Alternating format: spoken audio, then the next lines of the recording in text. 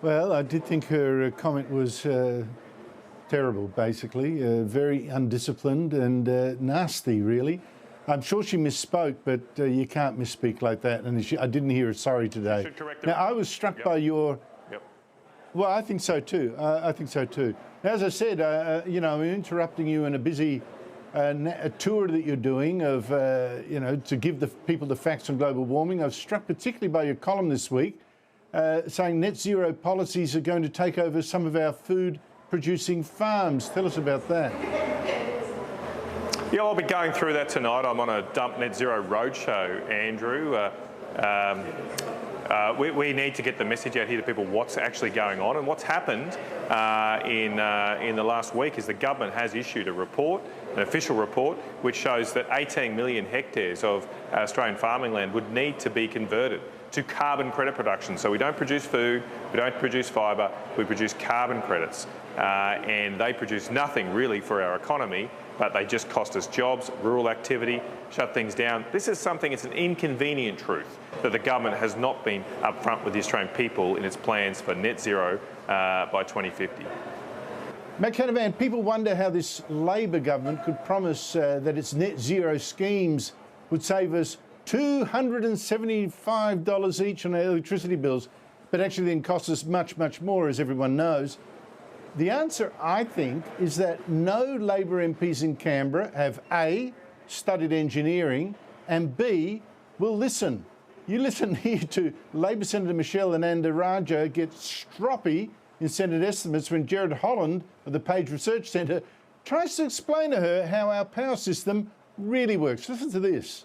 The coal-fired power stations in this country are still making money because we've squashed out the middle, and essentially what's happened is we plummet. They're costing us money because they keep breaking down. No, and then we're having to use gas or something expensive to kind of back up energy. That's costing a lot of price volatility. No, the volatility is the fact the sun goes down every day at about the same time, and there is a huge There's things gap. Called batteries that Australians have embraced in droves. Senator, can I explain that a system is very different to a market?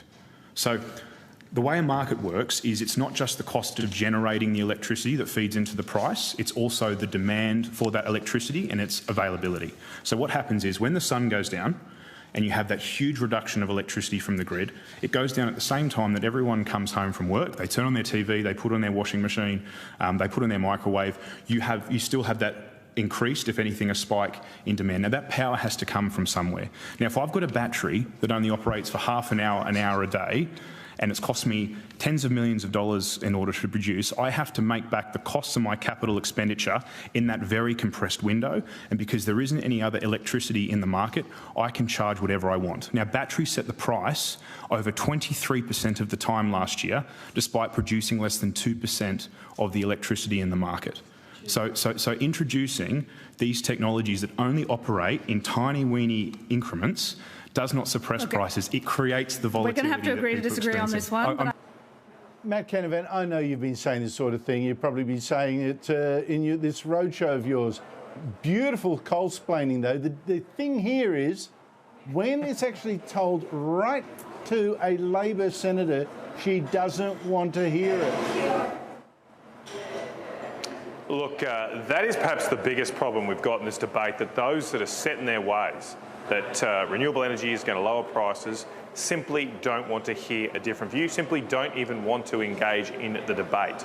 Now, we can see, we just have to look out the window now and see that the weatherman's telling us it's going to be fine and sunny, but actually it's raining. Our bills are going up, not going down like they promised us to do, they would. Now, they don't have a good explanation. You can see that whenever they're challenged, they really, really struggle to combat these things. What that inquiry, what you just played, that extract there is from the Senate inquiry into misinformation. I've been spending 2 days on that. And so their response, rather than debating someone like Jared Holland, is to accuse him and others, myself, of just engaged in misinformation and try and censor us and shadow ban us and shut us down.